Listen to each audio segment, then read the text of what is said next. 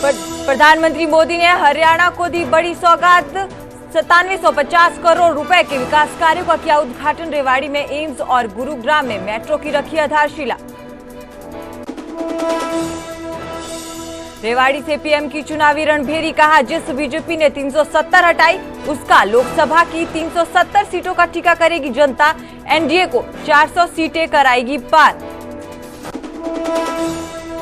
PM Modi का कांग्रेस पर तीखा वार। बोले, एक परिवार के मुंह में फंसी हुई है कांग्रेस, मेरे खिलाफ रच रहे हैं साजिशें, लेकिन ढाल बनकर खड़े हैं लोग। हरियाणा में किसानों के भारत बंद का मिला जुला असर। रोडवेज बसों का चक्का जाम रहा। बाजार, स्कूल और कॉलेज खुले रहे। आम दिनों की तरह काम पर जाते दिखे लोग। किसानों के प्रदर्शन को लेकर हरियाणा सरकार ने हाईकोर्ट में हलफनामा किया दाखिल। कहा, बिना इजाजत दिल्ली चलो मार्च का किया ऐलान। हजारों की गिनती में कूच करने थे इनपुट। हाईकोर्ट ने पंजाब, हरियाणा और केंद्र से मांगी नई स्टेटस रिपोर्ट। रविवार तक आगे नहीं बढ़ेंगे प्रदर्शनकारी। केंद्र के साथ अगली बैठक तक करेंगे इंतजार, उसके बाद लेंगे अगला फैसला। किसान आंदोलन के समर्थन में गुरनाम सिंह चुड़ूनी गुट 12 से 3 बजे तक ये थे टोल फ्री। जगह जगह टोल पर दिए धरने। हरियाणा पुलिस ने पथराव करने वालों प्रदर्शनकारियों की तस्वीरें की जारी। कहा, पथराव में 27 जवान घायल। आम लोगों से पहचान कर सूचना देने की अपील। किसानों के प्रदर्शन पर बोले सीएम मनोहर लाल, इनका आंदोलन हमले जैसा। ट्रैक्टर, जेसीबी, राशन लेकर सेना की तरह चलते हैं, तरीका ठीक नहीं। हरियाणा में अभी बंद रहेगा इंटरनेट। 7 जिलों में 17 फरवरी तक बढ़ाई रोक। गृह विभाग ने जारी किए आदेश। किसान आंदोलन का परीक्षाओं पर असर। कुरुक्षेत्र विश्वविद्यालय की 20 फरवरी से शुरू होने वाली सभी परीक्षाएं पोस्टपोन। यूनिवर्सिटी ने जारी की अधिसूचना।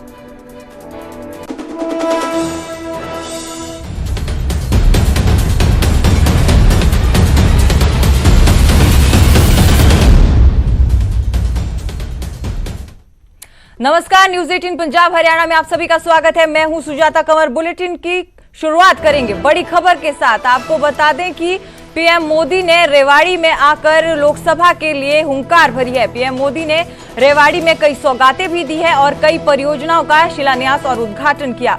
पीएम मोदी ने रिमोट के जरिए कई परियोजनाओं का अनावरण किया। अपने संबोधन में पीएम मोदी बोले हैं कि रेवाड़ी से मेरा रिश्ता कुछ अलग ही रहा है। विकसित भारत के लिए हरियाणा का विकसित होना जरूरी है। ये सब कुछ पीएम मोदी ने अपने संबोधन में कहा है।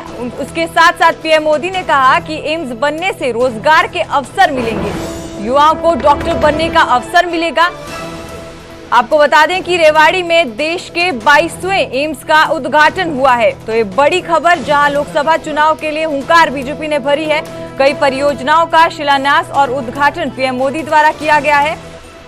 पीएम मोदी ने अपने संबोधन में कहा कि एम्स बनने के साथ युवाओं को डॉक्टर बनने का नया अवसर भी मिलेगा। इसी संबोधन में पीएम मोदी ने एक बार फिर अपने चुनावी नारे को दोहराया। उन्होंने कहा कि अब की बार 400 पार होगी एनडीए सरकार।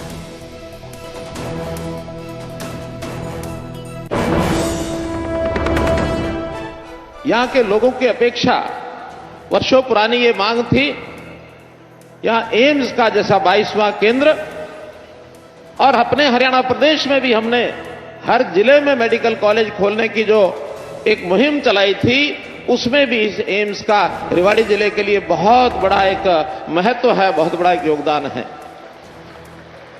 इस एम्स से न केवल दक्षिण हरियाणा के लोगों को बल्कि राजस्थान के लोगों को भी बहुत बड़ा लाभ मिलने वाला है, क्योंकि यहां से 5 किलोमीटर दूर राजस्थान भूमि शुरू हो जाती है।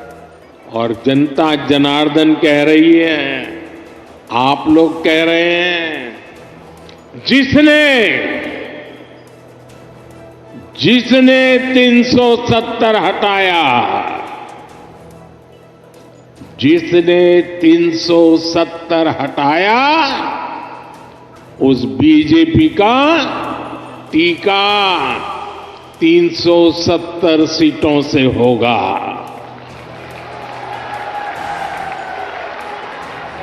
बीजेपी के 370 ही पहुंचाएंगे, एनडीए को 400 पार। साथियों, लगभग 10,000 करोड़ रुपए की परियोजनाएं हरियाणा को सौंपने का अवसर मिला है। इसमें रेवाड़ी एम्स है, गुरुग्राम मेट्रो है, कई रेल लाइन है, नई ट्रेन है। इनमें ज्योति सरमय कृष्ण सर्किट योजना से बना एक आधुनिक और भव्य म्यूजियम भी है।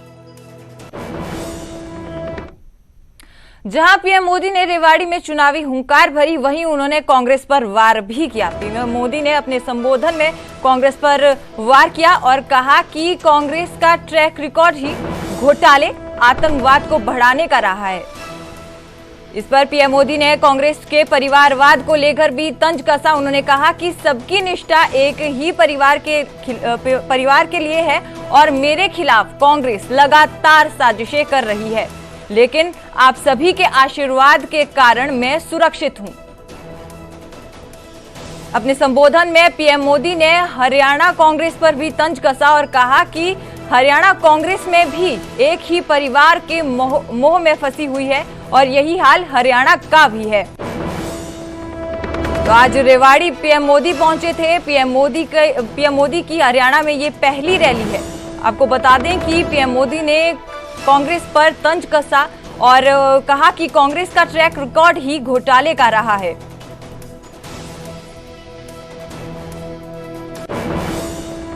ट्रैक रिकॉर्ड सिर्फ एक परिवार के हित को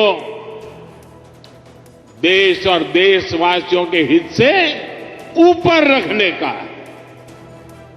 कांग्रेस का ट्रैक रिकॉर्ड इतिहास के सबसे बड़े घोटालों का है। कांग्रेस का ट्रैक रिकॉर्ड आतंकवाद और अलगाववाद को बढ़ावा देने का है। कांग्रेस का ट्रैक रिकॉर्ड सेना और सैनिक दोनों को कमजोर करने का है। ये बातें याद रखनी जरूरी है।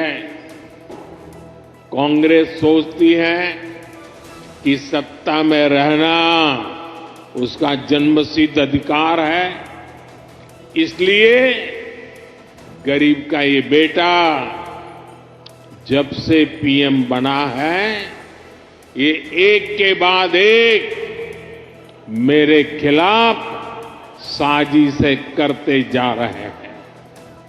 लेकिन ईश्वर रूपी जनता जनार्दन का आशीर्वाद मेरे साथ है। कांग्रेस की हर साजिश के सामने जनता जनार्दन ढाल बनकर खड़ी हो जाती है। पीएम मोदी ने रेवाड़ी में जहां एम्स का उद्घाटन किया, इसी के साथ साथ कई और जिलों में भी कई परियोजनाओं का उद्घाटन और शिलान्यास किया। आपको बता दें कि पीएम मोदी ने रोहतक महम हांसी रेल को हरी झंडी दिखाकर रवाना किया। हरी झंडी के साथ ही रोहतक रेलवे स्टेशन से ट्रेन हांसी के लिए रवाना हो गई।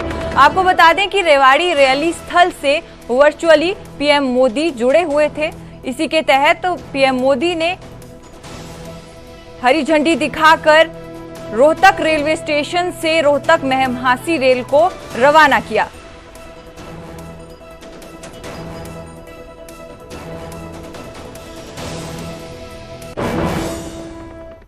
हरियाणा में बंद का मिला-जुला असर देखने को मिला है। आपको बता दें कि सभी टोल प्लाजा आज 3 घंटे के लिए फ्री रहे।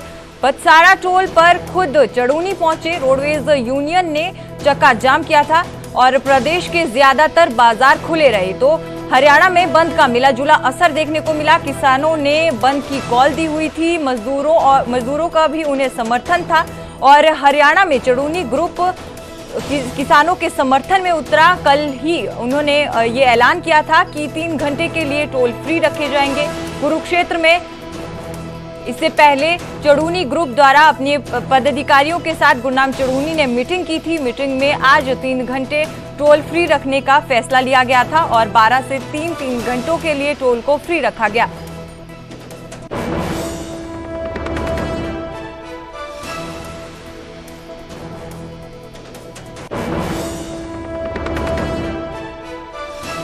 है और कल जो है वो सभी तहसीलों पे हम ट्रैक्टर का प्रदर्शन करेंगे, ट्रैक्टर मार्च निकालेंगे।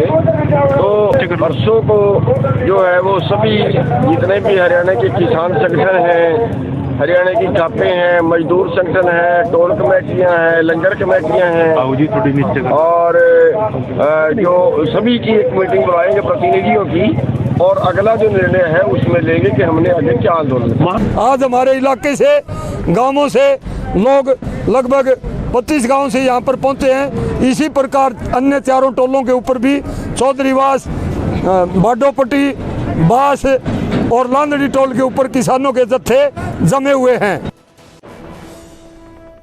और वहीं भारत बंद का करनाल में कोई खास असर देखने को नहीं मिला। करनाल से हमारे संवाददाता हिमांशु नारंग की ये रिपोर्ट देखिए।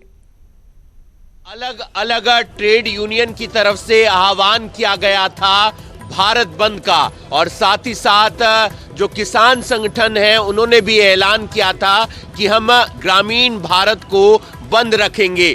इस वक्त हम मौजूद हैं करनाल में बस स्टैंड पर और आप देख सकते हैं यहाँ पर जो लगातार आवाजाही है वो बनी हुई है। ये करनाल का बस स्टैंड है जहाँ पर अलग अलग स्थानों के लिए बस मिलती है और आप देख सकते हैं कि यहाँ पर कुरुक्षेत्र के लिए भी बस खड़ी है, साथ ही साथ यूपी के इलाकों के लिए भी बस खड़ी है, यहाँ से दिल्ली के लिए भी बस जाती है, साथ ही साथ कुरुक्षेत्र और चंडीगढ़ के लिए भी बस जाती है और लगातार बसें चलती हुई नजर आ रही है। यानी कि कहा जा सकता है कि यहाँ पर जो बंद का आह्वान किया गया था उसका असर देखने को नहीं मिल रहा। अगर आपको दिखाना चाहें कि यहाँ पर जो पुलिसकर्मी है वो भी तैनात किए गए हैं ताकि अगर कोई ट्रेड यूनियन आती है तो उसको रोका जा सके। यहाँ पर पुलिसकर्मी भी तैनात हैं और लगातार बसों की जो आवाजाही है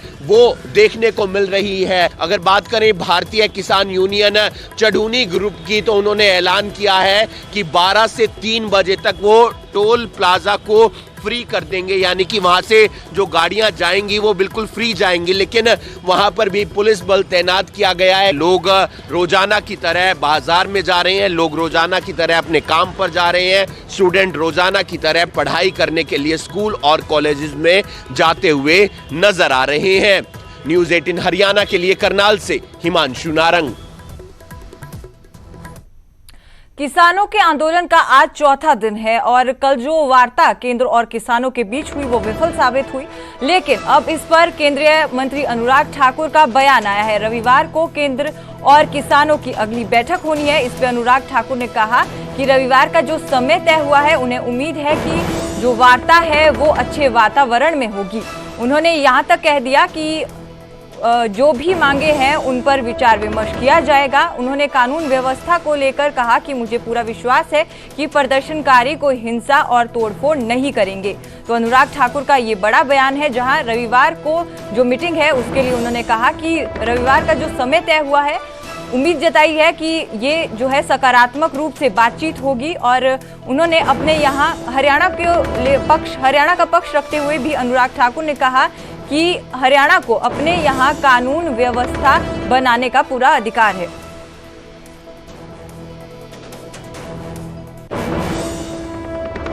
किसान संगठनों से मिलने के लिए वो आए, वार्ता भी बहुत अच्छी हुई और अगली वार्ता का समय भी रविवार का तय हुआ है। मुझे पूर्ण विश्वास है रविवार को भी अच्छे वातावरण में बातचीत होगी और इन मुद्दों के हल के लिए हम आगे बढ़ेंगे। मैं इतना ही कहूँगा, इसको राज्यों के मुद्दे में न लेके जाए। अगर मैं अब ये कहूं कि जब कांग्रेस की सरकार राज्य में थी तब दिल्ली से अरविंद केजरीवाल जी मुख्यमंत्री होने के नाते कहते थे कि पंजाब भी एमएसपी लागू क्यों नहीं करता। भगवंत मान जी भी उस समय बड़े बड़े सवाल खड़ा करते थे, लेकिन आज वो स्वयं मुख्यमंत्री, उनकी अपनी सरकारें हैं, तो क्या उसका जवाब वो देंगे? और दूसरा, कानून व्यवस्था राज्य का विषय है, उनको अपने यहाँ पर कानून व्यवस्था बनानी है। मुझे पूर्ण विश्वास है प्रदर्शनकारी भी कोई हिंसा, आगजनी, तोड़फोड़ नहीं करेंगे और राज्य की सरकार भी आंदोलन शांतिपूर्वक होगा तो वैसे ही व्यवहार करना चाहिए। किसान आंदोलन का चौथा दिन है और किसान अपनी मांगों को लेकर सड़कों पर डटे हुए हैं, जिस कारण आम लोगों को दिक्कतों का सामना करना पड़ रहा है। पुलिस किसी भी तरह की ढील नहीं दे रही है, जिसकी वजह से दिल्ली आने जाने वाली गाड़ियां वापस मुड़ने के लिए मजबूर हैं। स्थानीय लोग लगातार एक तरफ से सड़क खोलने की मांग कर रहे हैं। पुलिस सुरक्षा बल की हैवी डिप्लॉयमेंट यहाँ पर मौजूद है और काफी संख्या में यहाँ पे सुरक्षा के जो जवान हैं वो यहाँ पे तैनात किए गए हैं। ये जो नेशनल हाईवे 44 है जहाँ मैं मौजूद हूँ, दिल्ली अमृतसर हाईवे ये है, और आप देख सकते हैं कि यहाँ जो वाहन आ रहे हैं वो वापस यू टर्न लेने पर मजबूर हैं, क्योंकि रास्ता सामने से बाधित है। स्थानीय लोगों को काफी इसमें दिक्कत हो रही है और जो ग्रामीण क्षेत्रों में आज कहीं ना कहीं थोड़ा बहुत बंद का असर देखने को मिल रहा है। किसानों ने ग्रामीण क्षेत्रों में भारत बंद का आह्वान किया है। आप लोग कहां से हैं और क्या दिक्कत हो रही है? भाई साहब, हम गांव खेवड़ा, जिला सोनीपत, तो गांव में भारत बंद का कोई असर देखने को नहीं मिल रहा है। और यहाँ अभी कैसे फंसे पड़े हैं? यहाँ पे हमारे को अंदर ले जाना है, बरसता नहीं कहीं से भी, क्या करे, कहाँ से जाओ आदमी। क्या कहेंगे आप लोग? भैया सबसे दिक्कत ये अभी मतलब आने जाने की बहुत दिक्कत होती है सबको। सबसे ज्यादा ये दिक्कत है, रास्ते तो कम से कम खोल देने यहाँ जाने के, पैदल का रास्ता नहीं है। पैदल का रास्ता नहीं भाई साहब, मतलब बहुत कम से कम प्रशासन से हम तो यही गुहार लगाओगे भाई, कम से कम आम पब्लिक को आने जाने का रास्ता तो मिलना चाहिए।